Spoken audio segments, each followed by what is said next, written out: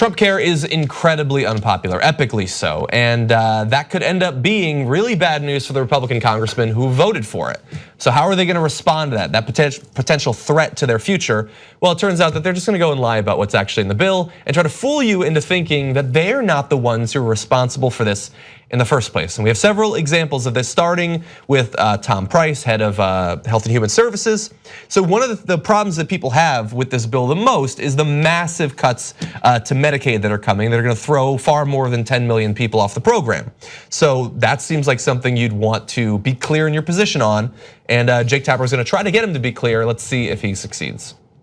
Making any cuts to Medicaid, but according to the Congressional Budget Office, the health care bill that just passed the House would cut $880 billion over 10 years from Medicaid. What we're fashioning is a system that would allow the states to tailor their Medicaid program to those specific individuals, thereby saving money, yes, but also making it so that they have a higher level of care, higher quality of care than they currently do. But the CBO, the Congressional Budget Office, looked at the plan that passed the House, although there were some changes to it, and said 14 million people who are on Medicaid will no longer be able to be on Medicaid. Remember that there are no cuts to the Medicaid program. There are increases in spending. But what we're doing is apportioning it in a way that allows the states greater flexibility to cover their Medicaid and care for their Medicaid population. This is incredibly important. And I know that the media loves to talk about the cuts that the CBO talks about. But again, what the Congressional Budget Office measures is spending as if nothing changes at all, as if the program is doing just fine. Thank you very much. Are you actually saying that $880 billion in cuts, according to the CBO, however you want to talk about that not being a cut, that's actually not going to result in millions of Americans not getting Medicaid? Absolutely not. $880 billion, that's a cut from Medicaid. How is that not a broken promise? Well, look again, Jake, the winners under Obamacare were the federal government and insurance companies. The winners under the program that we provide and that we believe is the most appropriate will be patients and families and doctors. Yeah, I gotta say, if you know someone who's currently benefiting from Medicaid, the idea that they could theoretically be thrown off, so a fate that's potentially facing millions of Americans, that little smile on his face throughout that should just make your stomach churn. He's so thrilled at the changes they're making. And also, I mean, look, he said, well, yeah, the $880 billion, the CBO is estimating it against if we didn't pass the bill. Yeah, that's what we're talking about, the effect of your bill. What was that supposed to mean even? Yeah, so he's become Baghdad Tom. There are no cuts to Medicaid. There are no cuts. Remember Baghdad Bob in the Iraq War? There are no American tanks in Baghdad. Yeah. We're killing them. They are dropping pencils that are actually bombs. But there are no Americans in Baghdad, as like Americans are rolling right behind them, right? So $800 billion in cuts to Medicaid doesn't matter. I'll just come on TV and lie and say there are none. There are no cuts. He also says the media loves to talk about this, as the lower third at the bottom says 7 GOP governors voice concerns about Medicaid cuts. I love that little matchup there. Yeah, look, he said it's gonna give the states increased flexibility to meet their Medicaid obligations. Like if I robbed you of every cent you have, it would provide increased flexibility to feed yourself later that day. He said that is scary talk. He said the Medicaid population will be cared for in a better way. So how's that for Orwellian? No. If we cut all of your money, you will be better off for it. Yeah. Okay, maybe. So look, denying what's actually in the bill, that is certainly one strategy that they've been using, will continue to use. But what if they muddy the waters a little bit? What if they make you think that it's not just a Republican thing? Let's take a look at this. Is Congressman Denham, here's a strategy that he took at a town hall. Can I just clarify, you read the entire bill before you voted on it? Yes. You did? You're one congressman that we know of who read the entire bill. Oh, I don't know that that's true. It was read in committee. It was read a couple of times. Really? Yeah. Bipartisan, both parties working together, yes. Okay, Miss. Important to note, not a single Democrat voted for it. I think he's got a different definition of bipartisan.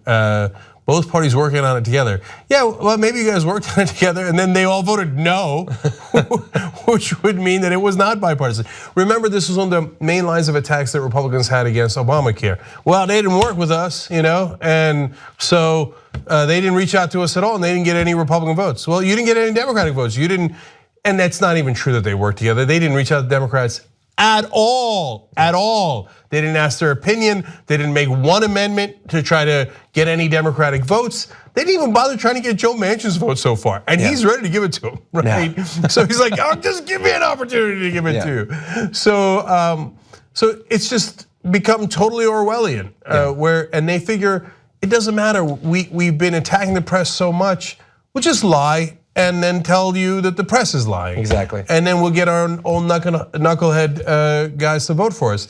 But that congressman happens to be in a district that voted more for Hillary Clinton than Donald Trump. I think he's in a world of trouble and doesn't even know it. Yeah, and it gets even a little bit more disgusting than that. First of all, to expand on the Medicaid problem, what exactly they're changing.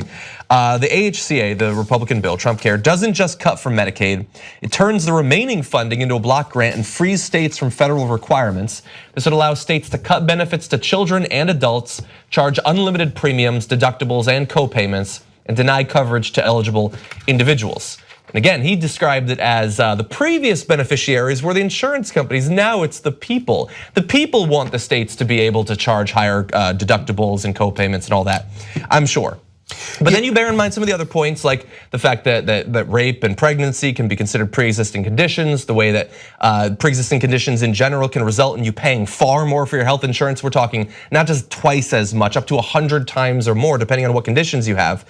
So understand that, understand who's being targeted by this new bill, and then take a look at this ad from the GOP that's trying to get out in front of the backlash that Paul Ryan is going to find when he goes back to his home district. To cut the deficit and provide $1 trillion of job-creating tax relief. It puts patients and doctors back in charge of health care, eliminating Washington's expensive mandates, empowering states to reduce health care costs, and protecting people with pre-existing conditions. The Republican health plan provides families with more choices, better coverage, and lower premiums. Thank Paul Ryan and House Republicans for keeping their word and fighting for the health care we deserve. Everybody's so happy the mom is taking this selfie with the kid. I hope the kid wasn't born with some sort of cancer or something. She might find out that she's gonna have to pay far more for her health insurance. So look, I want you to understand something really, really important. The Republican plan is we're gonna give all the money to the rich. In this case, it's the question of Tom Price, who benefits and who doesn't, right? To be fair, it's not just the rich. The young and the healthy are beneficiaries of this plan. It's true. Their premiums will go down a little bit. God help you if you're old or if you're sick, you've got a pre-existing condition, you're in a world of hurt, right? If you relied on Medicaid, you're not well off, you're in a world of hurt, okay? But there's one other beneficiary besides the young and the healthy. That is the incredibly wealthy. They're gonna get a $756 billion tax cut. Then they're gonna turn around and give a very tiny percentage of that to Republican politicians who will run ads like that. Yeah. And the plan for Republicans is, it doesn't matter. We pass something that helps our donors and hurts your family, and then we do an ad where we pretend that it helps your family. And we'll fill it with lots of people that are African Americans and old people and et cetera, and families and kids, and we'll pretend that we're helping them, and we'll put it in giant bold letters how it covers you if you have a pre-existing condition, which is not true. The states actually can cut it. They have that option, right? They can cut that provision.